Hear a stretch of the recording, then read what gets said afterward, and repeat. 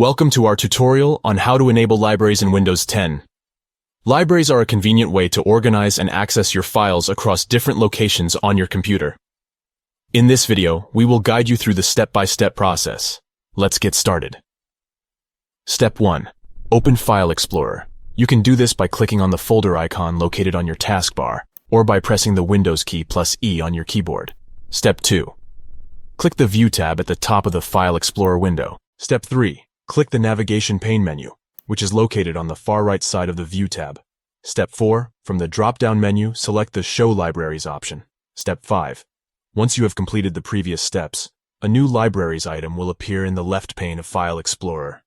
You can now double-click on it to expand and access the default libraries, including documents, music, pictures, and videos. Enabling libraries in Windows 10 allows you to conveniently manage and access your files in a centralized location, regardless of their actual storage location on your computer. If you found this tutorial helpful, please give this video a thumbs up and consider subscribing to our channel for more Windows 10 tips and tutorials.